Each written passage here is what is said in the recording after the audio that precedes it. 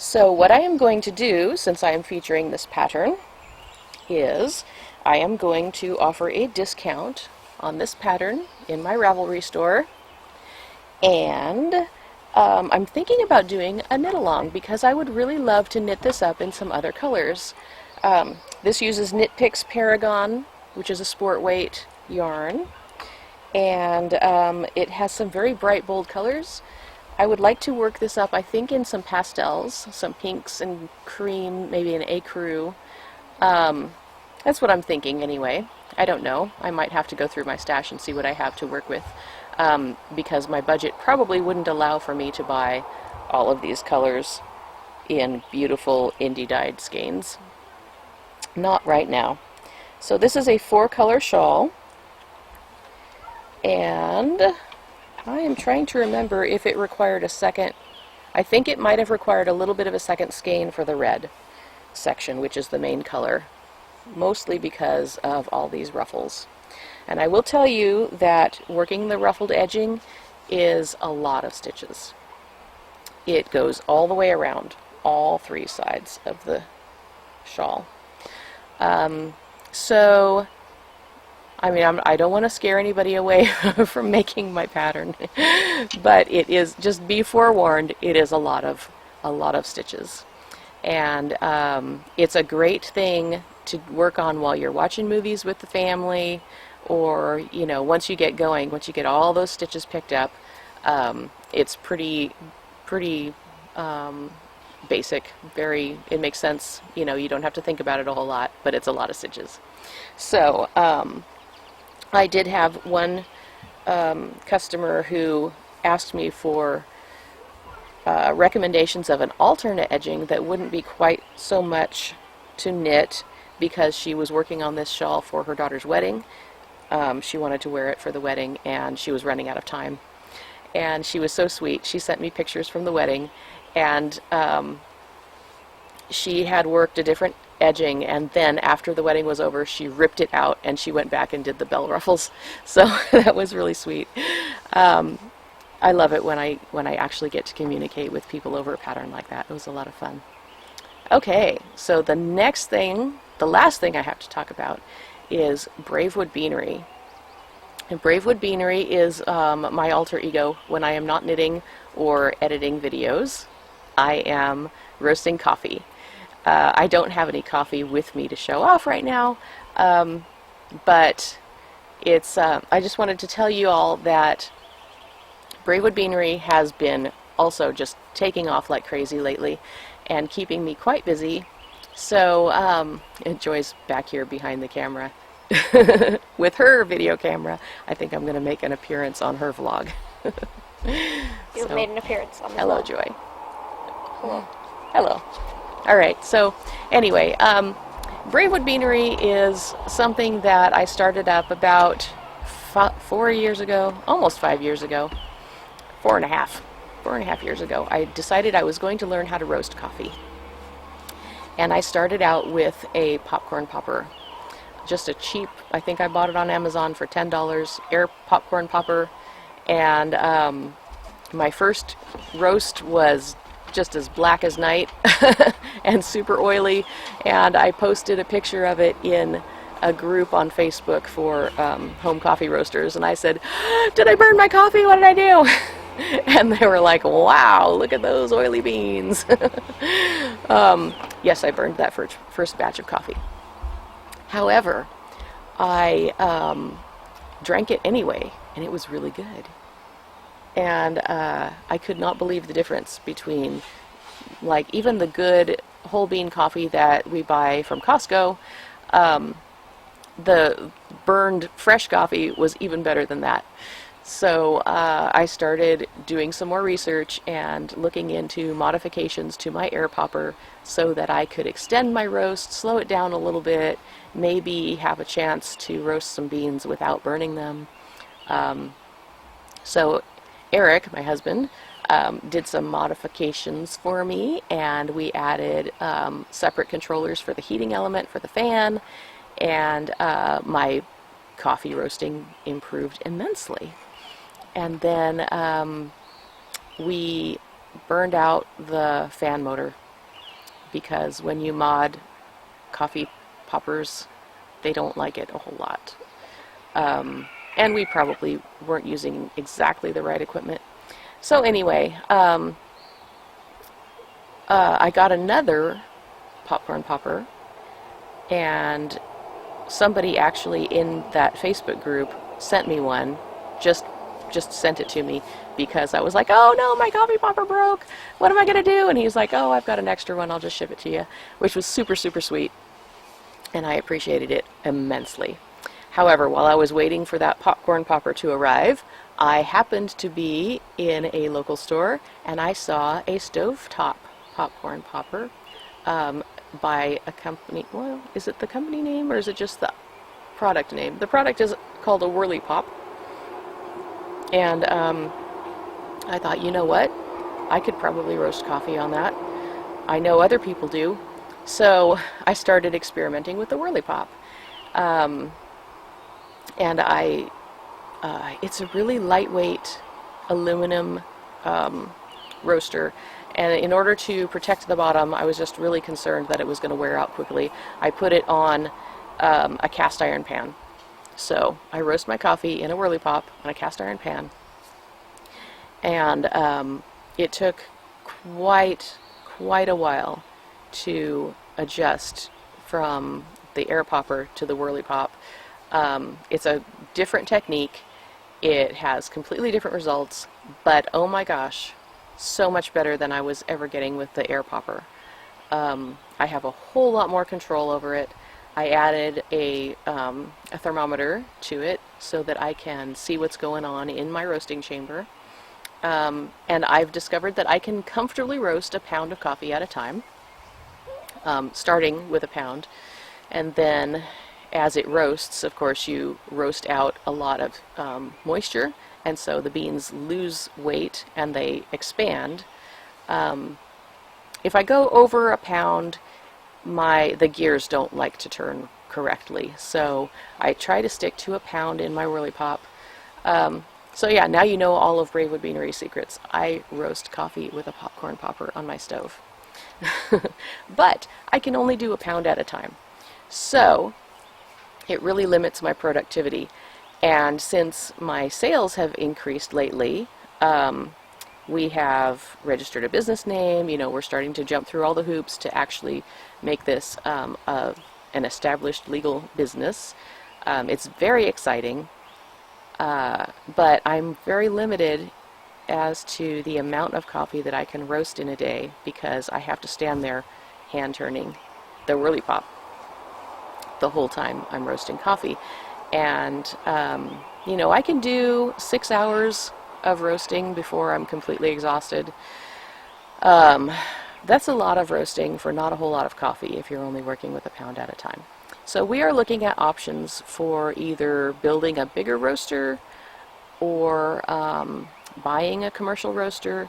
Somehow I need to up my productivity because as things are going right now, the way that my business is expanding, pretty soon I'm going to just run out of roaster capacity. I won't be able to keep up with the orders.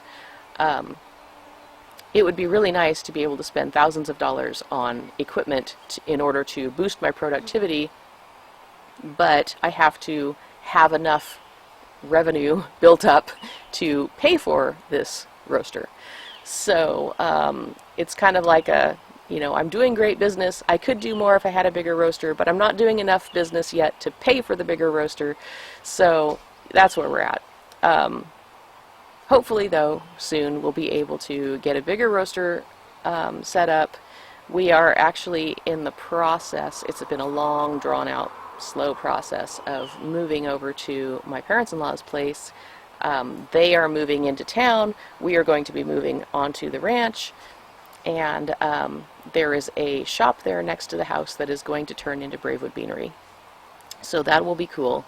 It's going to be a lot of work. We have to clean out all the stuff that Dad had in the shop. We need to put up some drywall. We need to replace windows. We need to, install ventilation and all of that, in order to get it set up correctly so that we can function as Braidwood Beanery in there. And I'm hoping to feature some of that on the podcast. It's a little strange to be talking about coffee on my Little Woolly Things podcast, I guess. I don't know. Maybe I will have to expand into a separate podcast for the coffee. I'm not sure. But anyway, if you're interested in some freshly roasted to order just for you coffee, check out Bravewood Beanery on Etsy, and I would be happy to roast up coffee for you. It actually really makes my day every time I hear that cha-ching go off on my phone. So, some things that are happening with Bravewood Beanery, besides, making me stand over the stove for hours and hours and hours, I am going to be adding a new decaf soon, and that is a Brazil with some wonderful nutty chocolate kind of flavors to it. Currently, I have a Mexican decaf available, which is also a little more on the chocolatey side. I tend to choose coffees that have those chocolatey overtones because I really love chocolate and I really love coffee, and I hope you do too, because that's what I like to roast.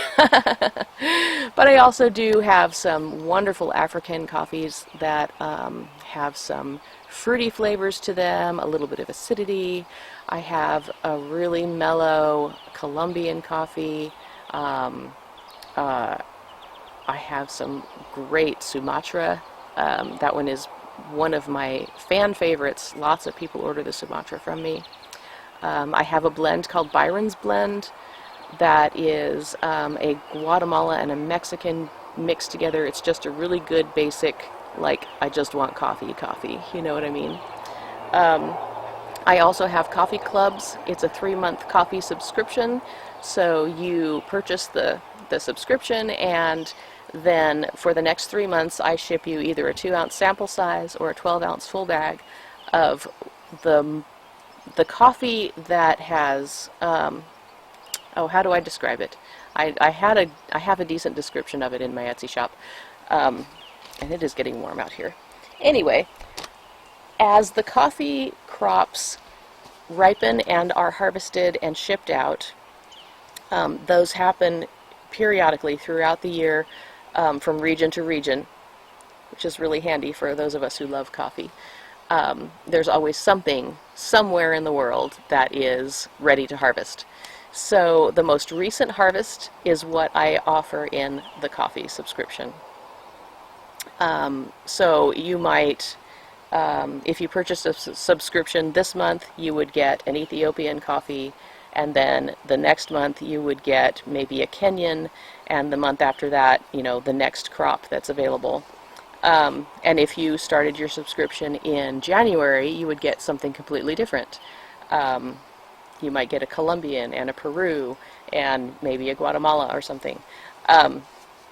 So that's really fun. And I really, I don't specify which coffees are in the club because I like to be flexible and see what's available from my green coffee suppliers. I have a few different companies that I work with, and they offer wonderful information about the specific farmers and the farms and the co-ops that they buy their coffee through. And so the coffee subscription comes with all of that information for the specific coffee that you're getting that month. And I did not mention, but I think it's worth mentioning to you if you're interested in decaf coffees, that I use a Swiss water process decaf, which is 99% caffeine free. It uses no chemicals to extract the caffeine from the coffee. So I feel like it is the most healthy, health-conscious option for getting your coffee without caffeine. And it is quite a bit more expensive for me, so it's also, as a result, quite a bit more expensive for you. I wish that it wasn't so, but it is. That decaffeinating process is just an expensive process. But I think it's worth paying for if you're going to drink decaf coffee. So anyway, I'm kind of excited about being able to offer decaf to people who, just can't have the caffeine, but really do love coffee, and they do deserve an opportunity to have something freshly roasted, something high quality,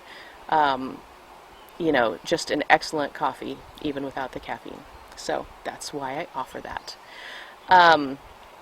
Yeah, I really love coffee, and every time I roast, I'm learning something new, and I'm hoping to be able to share some of what I'm learning with you guys as I go, because it's been quite an adventure, and I really, really love it. Kind of like knitting. It's always an adventure. I try to learn something new with every project. Unless it's like my leggings. I don't feel like I'm learning a whole lot with the leggings project, but I just really, really want a pair of hand-knitted leggings. So yeah, learning, growing, that's what it's all about. And I think that's about all I had to talk about. My garden is not doing well. I could tell you about that, but it would be depressing. What happened was I bought all my little garden plants, and I put them out into the beds where I was going to actually plant them, and before I got them planted, the chickens got out and ate them up.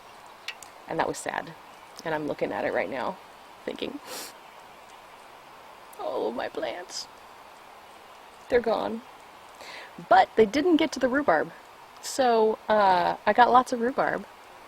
And I made some rhubarb bread the other day. That was, it was okay. It wasn't great. It was okay. It didn't bake very well. So I'm going to look up some more rhubarb recipes. So hey, if you've ever made some rhubarb bread that was fantastic, if you have a link to a recipe that you could share with me, I would love to see it. Because I'm kind of stuck right now on making a good rhubarb bread. And if you have any other rhubarb recipes, I would love to hear them, because I got a lot of rhubarb. I don't have a whole lot else growing in my garden, but I got rhubarb. So anyway, yeah, that's it. I think I'm going to spend some time editing the podcast. I'm going to put together all of the little vlog snippets and get them inserted way back, at the beginning of the podcast when I said I showed them to you. And then I'm going to go to the church, and I'm going to do some work over there, uploading our service for this Sunday. It's Elkton Bible Baptist Church, if you are interested in seeing that. It's a lot of work. I put a lot of time into it. So that's it. I guess I'm done. Thank you so much for spending some time with me, listening to me babble about coffee and knitting and stuff.